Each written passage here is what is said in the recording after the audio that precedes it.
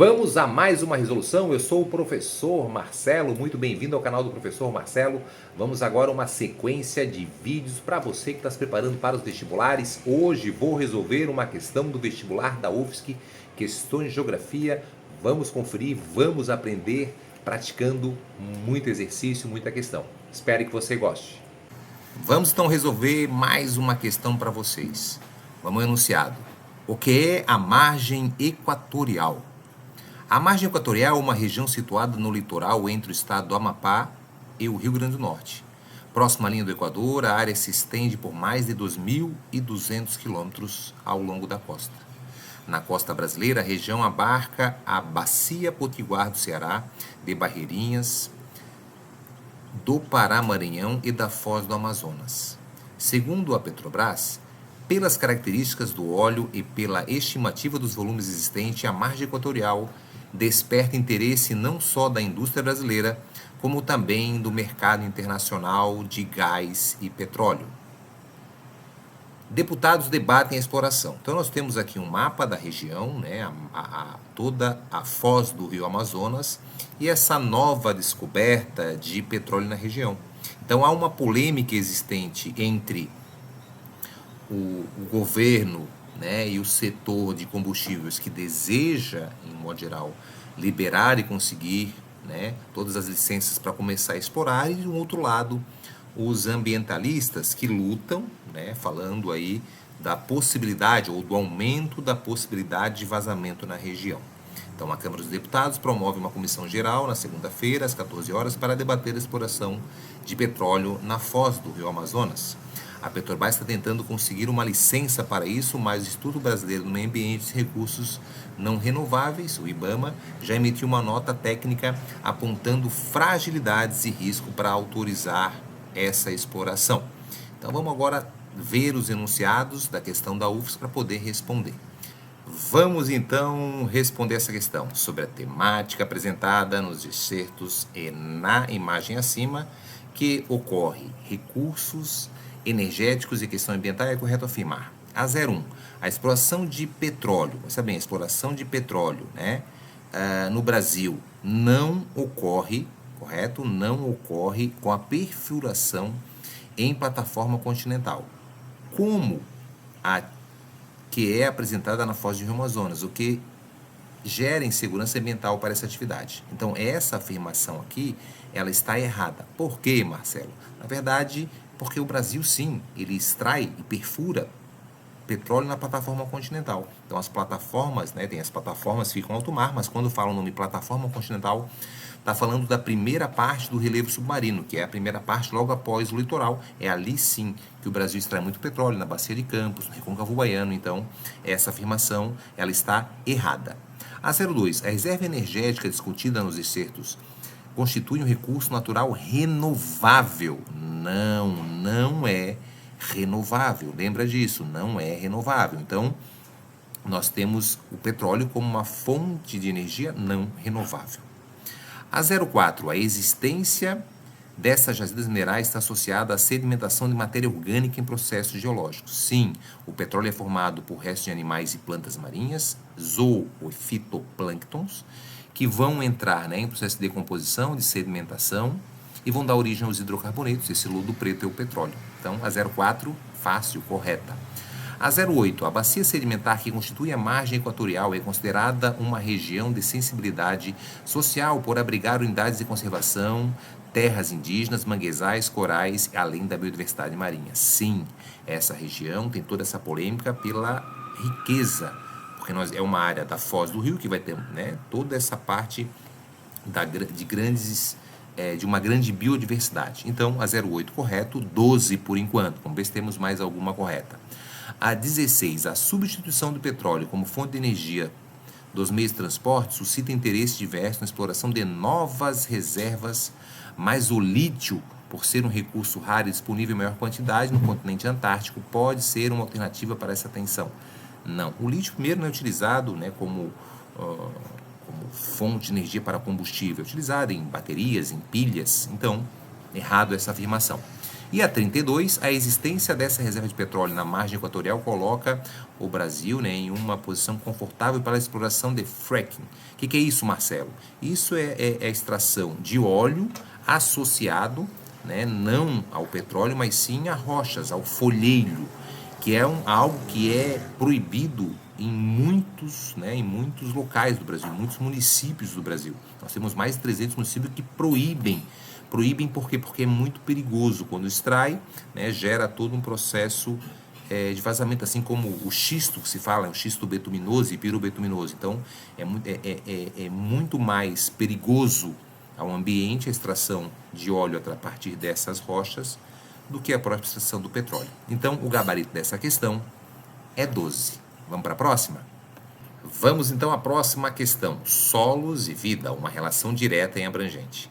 Indispensável à vida da Terra, o solo, que é a pedosfera, é um elemento que influencia e é influenciado pelos outros compartimentos do sistema terrestre. Os organismos, que é a biosfera, a água, que é a hidrosfera, as rochas e sedimentos, que é a litosfera, e o ar, que é a atmosfera. Interagindo com eles todos os processos que determinam a qualidade de vida no planeta.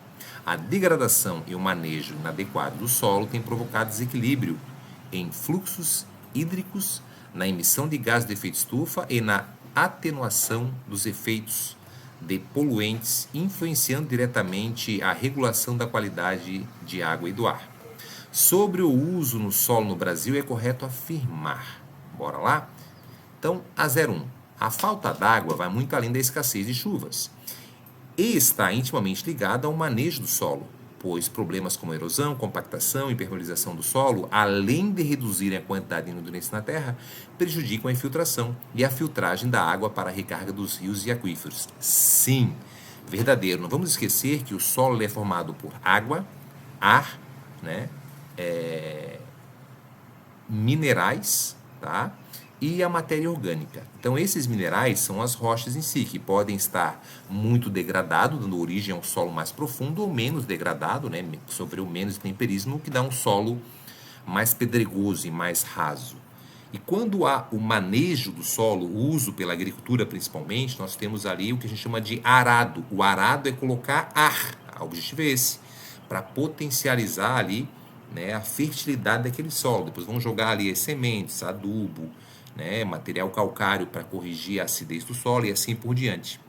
E nesse processo todo, então, esse manejo, né, também vai afetar a infiltração, né, a filtragem, que vai prejudicar a recarga dos rios, porque está tudo ligado, né? O rio ele é formado pela chuva, pela neve, mas a gente sabe, né, derretimento da geleira no caso, a gente sabe que essa água se infiltra e dá origem às nascentes. Então ela se infiltra no solo. Então se eu mexo nesse solo, óbvio que eu vou impactar. Então a 01 está correta. A 02, diferentemente das secas, as inundações não estão ligadas ao uso do solo, mas apenas às condições climáticas. Bora lá, vou falar o resto da frase e depois nós corrigimos. Pois esse problema é comum em cidades brasileiras onde a água acaba escoando para lugares com falta de drenagem. O que acontece? Nós vimos aí no Brasil vários acontecimentos nos últimos tempos, no último ano no Rio Grande do Sul, né? Então, o que acontece? A seca, né? Ou no caso, a inundação, ela está ligada diretamente ao solo. O solo ele encharca, ele não consegue mais absorver a água, e aí isso, obviamente, vai potencializar o surgimento de enchentes e, consequentemente, inundação. Um outro fator, quando eu mexo no solo, eu gero o assoreamento. O solo cai no rio, deixando aquele rio mais raso. Quando vem um volume maior de água, esse rio transborda, que gera inundação. Lembrar que enchente é quando a água chega na cota máxima do rio, e inundação quando passa disso. Então, a 02 errada. 04. O humus é um produto direto do intemperismo sobre a rocha. O humus é a matéria orgânica. Então, o humus é aquela terra preta. Então, está associado diretamente ao vegetal e não à rocha em si. A rocha é o processo intemperismo que vai dar origem aos minerais. Tá? Então, o transformo ocorre na degradação física e química da rocha, determinado relevo resultando na parte inorgânica. Não, é a parte orgânica o humus. Então, a 04 está errada. A 08, o Cerrado brasileiro é referência internacional na produtividade agrícola, né? E esses recordes de produção de alimentos nessa região, foi necessário corrigir naturalmente, né, esse solo que é ácido e pobre em nutrientes. Sim, muita gente acha que o solo do Cerrado, da Amazônia, são solos férteis. Não, são solos muito pobres. O da Amazônia, da maior parte, é um solo lixiviado, e o do Cerrado ele é um solo laterítico, ou seja, muito ácido. Tanto é que o Brasil vai começar a grande produção agrícola na região a partir da década de 70, quando é criado a Embrapa, e aí desenvolvem pesquisas, dentre elas a correção da acidez. Terras planas baratas faz com que muitos emigrantes do sul do Brasil vão ocupar essa região, ok? Então, 8, ok, por enquanto deu 9. E a última, o planejamento conservacionista das atividades agropastoris, né, considerando tanto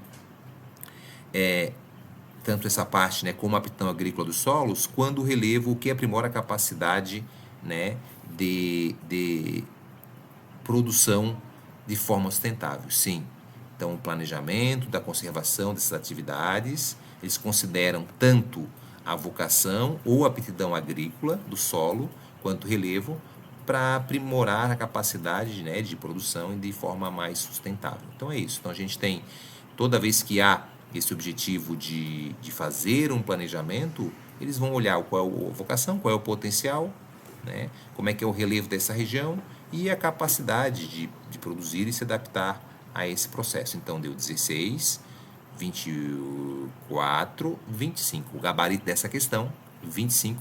Vamos para a próxima? Bora lá responder mais uma questão. Leia os excertos abaixo. Nenhum subespaço do planeta pode escapar ao processo conjunto de globalização e fragmentação, isto é, individualização e regionalização. A formação social nacional funciona, pois como uma mediação entre mundo e região ou lugar, ela é também mediadora entre mundo e o território. Milton Santos escreveu isso. Vamos agora ao que a questão está querendo saber de você. Com base, né, nas afirmações abaixo, é correto afirmar que 01. A regionalização agrupa estados, ou parte deles, com características semelhantes e os distingue dos demais, o que evidencia a comparação e a percepção das paridades regionais existentes. Sim, regionalização ou região está relacionado às porções homogêneas. Quando eu divido o Brasil em região, eu procuro agrupar as características homogêneas de determinados estados. Se eu vou pegar ali a região de um município, da mesma forma. Então, a gente tem características. Quando eu falo para você da região norte, você lembra de alguns aspectos. Floresta amazônica, clima quente, úmido. O nordeste, por mais, né? Um clima mais seco, quente. Apesar de ter características que são homogêneas, porque não é, por exemplo, não é todo o nordeste que é seco. Então, a gente sabe que ele procura, como fala na questão, ele procura as características semelhantes que distinguem os demais, né? E vão poder ali perceber as disparidades existentes na região. Como é que essa região, o que tem de potencialidade nessa região, o que tem, né, de fraqueza e assim por diante. 01, correto. A recente regionalização em complexos regionais, propostas pelo geógrafo Pedro Geiser, é precisa em relação ao território e engloba 4 regiões: amazônica, centro-oeste, concentrada e nordeste. Quando eu falo da regionalização em complexos regionais, eu vou dividir o Brasil em 3 regiões, tá? Então, é a região amazônica, né? A região centro-sul, que é a concentrada, né? E a região nordestina. É como a divisão geoeconômica. Então, concentrada porque ali figura, né, a parte mais desenvolvida, que tem um grande potencial econômico do Brasil, que produz a maior parte da riqueza do Brasil. Tá? Então, está errada essa afirmação. A próxima. O complexo regional da Amazônia apresenta elevado emprego e tecnologias na produção agropecuária, que, com o polo industrial de Manaus, representa ameaças para a maior floresta temperada do mundo. Primeiro, ela é a maior floresta tropical do mundo. E o complexo amazônico ele está muito associado não à produção de tecnologia para a agropecuária, Lá, a Zona Franca de Manaus é muito ligada a um tipo de indústria chamada indústria maquiladora, que encaixa produto. Então, a Samsung produz lá, a Honda produz lá.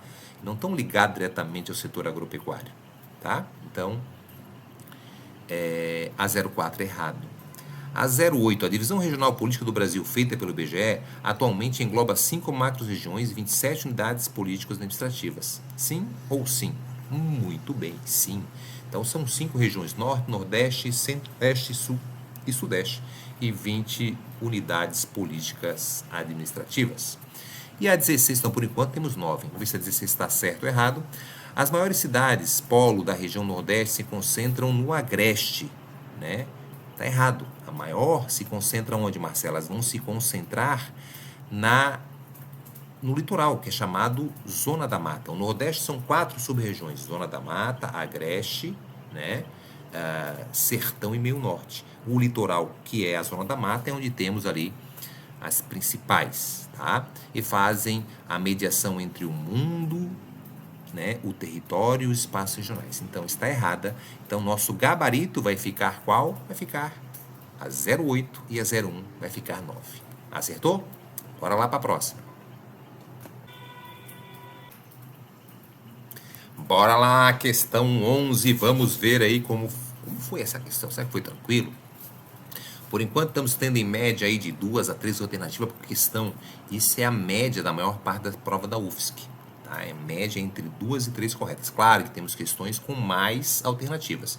Geralmente, as questões com mais alternativas, né, elas possuem mais delas corretas. E agora essa nossa tem muitas, hein? Não vai só até 16, vai até 64. Vamos lá ver.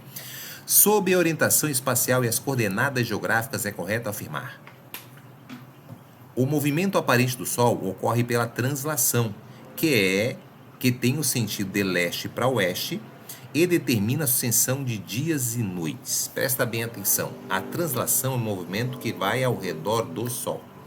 É a rotação que vai fazer os dias e as noites. E o movimento ele é de oeste para leste. É por isso que o Sol nasce primeiro no leste. Então a 01 está errada. A 02, as coordenadas geográficas são linhas imaginárias de paralelos e meridianos traçados sobre a Terra que permitem a localização precisa na superfície do planeta, sim, né?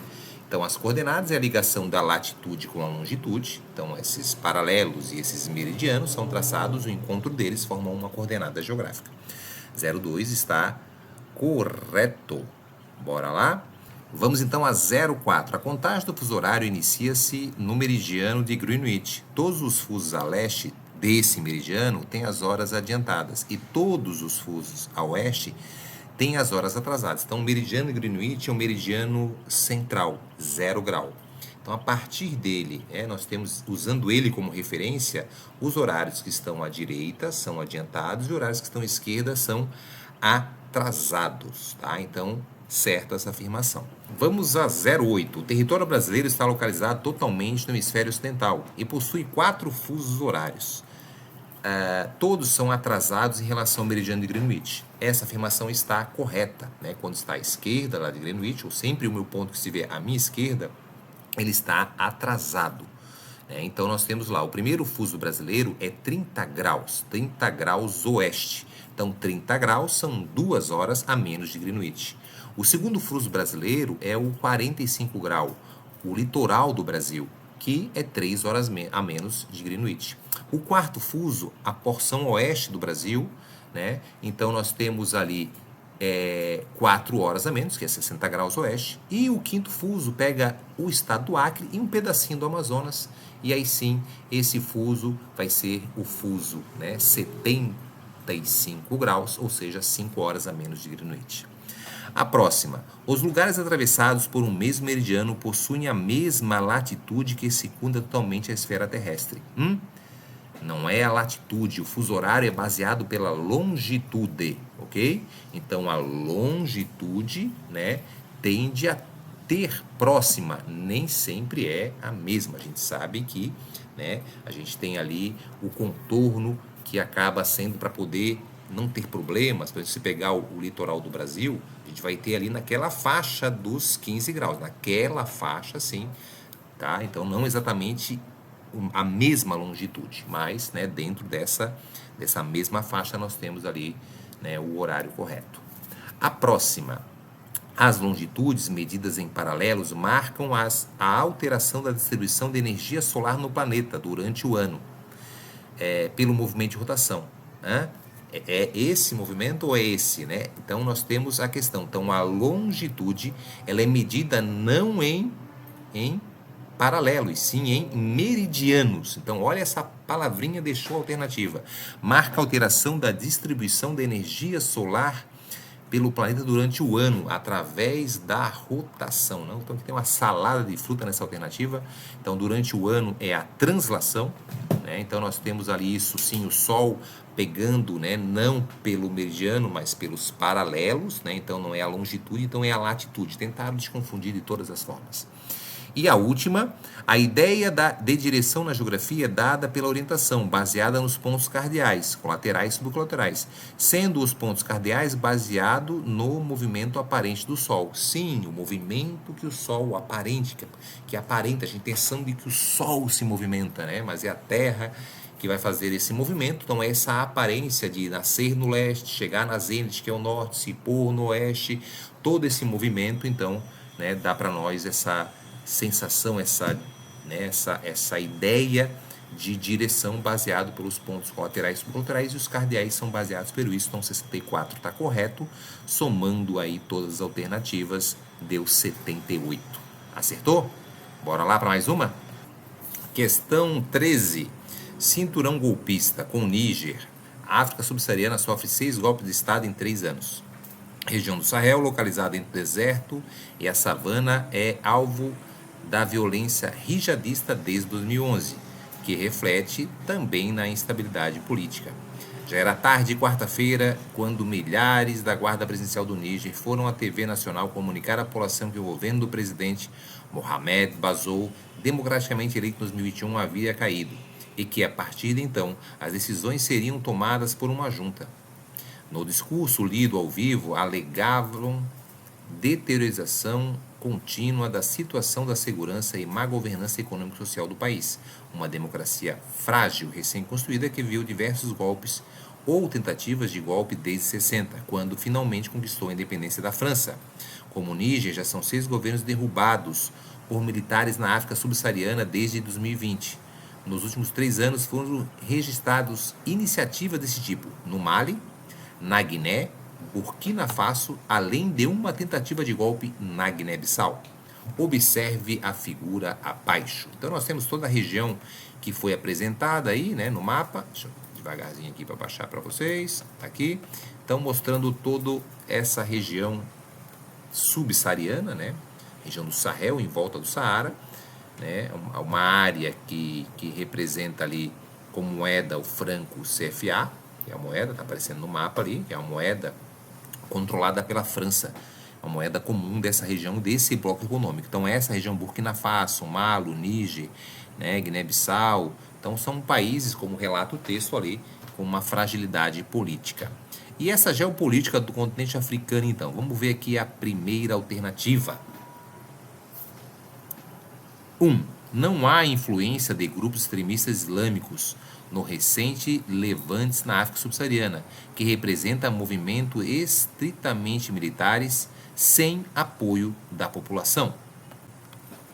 Bom, primeiro, em alguns dos países não há o movimento direto de grupos extremistas.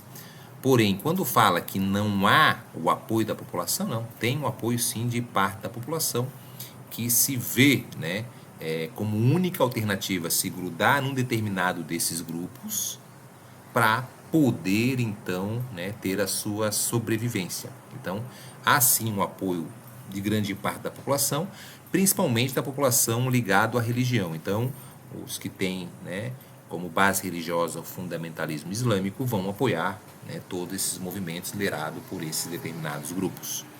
Então, a 01 está errada. Há sim influência, né, pequena, mas há influência em alguma dessas nações, não dá para afirmar que são em todas as nações, e também que fala sem apoio da população, está errado. A 02. As potências europeias estabeleceram um sistema colonial no continente africano, que se estendeu até a metade do século XX, quando no contexto do pan-africanismo houve um processo de descolonização na África, com o surgimento de novos estados nacionais. Sim, 02, verdadeira. 04, a mudança do regime no Níger, quando grande produtor mundial de urânio, é um risco para o interesse da França nos recursos minerais da região. Sim, a França é um país que grande parte da sua riqueza ainda está associado à exploração e à relação com o continente africano, seja pela moeda, que retrata no mapa acima, como também dos negócios, né, com a extração de minérios ou os negócios diretos. Muito desses líderes políticos no governo dos países africanos têm relação com o governo francês. Há um interesse, há um jogo. Hoje o território africano é apontado pelos grandes cientistas geopolíticos como o grande tabuleiro. Hoje nós temos China, Estados Unidos e as nações europeias disputando aquele território que é muito rico em minério. A próxima. O Sahel é uma região de transição entre o deserto do Saara, ao norte, e as savanas africanas, ao sul, constituindo uma faixa de risco ambiental de desertificação e deslocamento forçado da população. Sim, o Sahel ele envolve em volta do Saara, está, né, tem o Saara em volta dele, então embaixo ali toda a área de savana. É uma região que o Saara vai aumentando e ocupando cada vez mais a área do Sahel. Então essa afirmação ela está correta também, gerando assim o deslocamento com o aumento da desertificação dessa população. A zona do Franco-CFA corresponde a um conjunto de países da África Ocidental e da África Central com sistemas monetários atrelados à França. Sim, até falei na explicação acima, né? Então a 16 também está correta. Então temos a 16, a 8, né? 24, 25, 26, 27, 28, 29 e 30. E a última, 16. Estados Unidos e Rússia não interferem na questão geopolítica da África, pois atualmente China possui grandes investimentos, né? Estados Unidos sim interfere, a China interfere muito, né? A Rússia também tem grande ligação com várias nações do continente africano. Muitos deles conquistaram independência no período da Guerra Fria e tiveram o apoio da antiga União Soviética. Os Estados Unidos apoia, né, e a comercialização de armas com vários desses conflitos existentes nesse continente. Então a 32 está errado, o gabarito final é 30. Bora para a nossa última questão de hoje. Todo o perfil aqui, uma questão que envolve o relevo de Santa Catarina, né, que nós temos do litoral, a Serra do Mar, a depressão aqui, né, toda a área da periférica e a bacia do Paraná aqui mostrando, né, Serra do Mar mostrando aqui para vocês, o litoral. Então nós temos todo esse perfil aqui do relevo de Santa Catarina. Vamos ver aqui sobre as alternativas que a questão quer saber. Sobre o perfil topográfico, as unidades do relevo e as características geológicas de Santa Catarina, é correto afirmar que os locais de recarga de aquífero Guarani no estado encontram-se em áreas de planalto, tomando essas faixas suscetíveis a risco de contaminação da água subterrânea. Sim, o aquífero Guarani fica nas áreas de planalto, né? Muito região ali do planalto da bacia do Paraná. Lá também tem o desenvolvimento da agricultura. Então, óbvio que o agrotóxico sendo utilizado, nós vamos ter ali, né, essa contaminação do aquífero. A depressão das zonas carboníferas é limitada a oeste pela Serra Geral e a leste por elevações de embasamento cristalino. É o local onde a atividade mineradora provocou contaminação de solos e rios. Então, toda a área da depressão carbonífera, está mostrando aqui, né, no mapa, é só você olhar na imagem, nessa figura, né? Então, ele fala que é limitada a oeste pela Serra Geral, verdade? E ao leste pela embasamento cristalino, é onde o local de atividade mineradora é Serra Geral, e ao leste por elevações de embasamento cristalino. Então, a leste, toda essa parte da Serra do Mar, que é embasamento cristalino. Aqui sim tivemos grande contaminação, rios, né? Toda a extração do carvão torna essa área ali uma área bem contaminada, e aí acaba, né, sendo denunciado aqui na questão. Tranquilamente, essa alternativa também está correta. O Planalto de Mafra e o Alto Vale do Rio Itajaí constituem áreas de relevos dissecados, cujos fundos de vales apresentam menor altitude média entre as unidades do relevo do estado de Santa Catarina. Não, né? As menores altitudes de Santa Catarina estão no litoral, né, no litoral ali na planície costeira, que é no nível do mar, e também, né, um pouquinho lá na planície do Rio Uruguai, tá? Então, mais no litoral do Brasil, na porção de Santa Catarina, na porção leste, então está errada essa alternativa. A 08. A partir da escarpa da Serra Geral, as altitudes médias aumentam progressivamente em direção oeste, atingindo o seu ponto máximo na divisa com o Rio Grande do Sul e a fronteira com a Argentina. Não, o ponto mais alto de Santa Catarina, né, ele fica no Planalto Meridional, tá? Então, ele não vai aumentando gradativamente para o oeste, vai sim para a região sul, na divisa com o Rio Grande do Sul, aí está verdadeiro, mas não lá no extremo oeste com a Argentina. Então, naquela região ali onde tem o Morro da Igreja, o Morro da Boa Vista, o Morro da Bela Vista, né, a famosa Serra do Rio do Rastro, ali são os pontos mais altos de Santa Catarina, com uma altitude de 1.824, 1.822 metros entre os municípios de Urubici, Urupema e Bom Jardim da Serra, fica ali o ponto mais alto do estado, tá? Então, está mais próximo ao sul, ao Rio Grande do Sul, né? Próximo, sim, a essas regiões de fronteira até, mas não é bem lá na fronteira onde tem, nem muito menos, né? Não vai aumentando para o oeste na Argentina, vai aumentando, sim, para o sul de Santa Catarina em direção ao estado do Rio Grande do Sul. A 16. As planícies costeiras correspondem a relevos com predomínio de cobertura sedimentar, formação na era pré-cambriana. Não. Tudo que é planície, anota aí, tudo que é planície é da era cenozoica, tá? Na era pré-cambriana é o relevo mais antigo.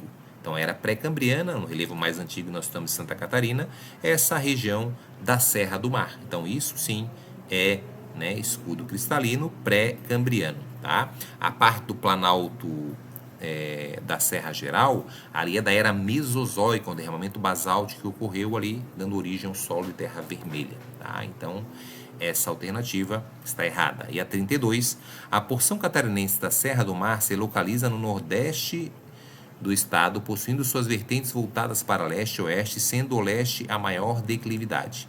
Então, nós temos aqui a porção catarinense da Serra do Mar, então essa é a Serra do Mar, se localiza no nordeste do estado, né? Possui suas vertentes voltadas para leste e oeste, então, essas vertentes, sendo a leste a maior declividade, onde tem o maior declive. Então, é verdadeiro, tá? Então, vamos ver quanto deu. 35. Eu espero que você tenha acertado, tenha mandado muito bem, acompanhe aí o canal, vamos estar sempre aí colocando, agora estamos numa fase de gravar várias resoluções para vocês, pessoal, né, quer fazer UFSC, UFPR, URGS, Enem, várias resoluções de questão aí para ajudar você, ok? Um grande abraço, se inscreva no canal, deixe seu comentário e vejo você na próxima resolução.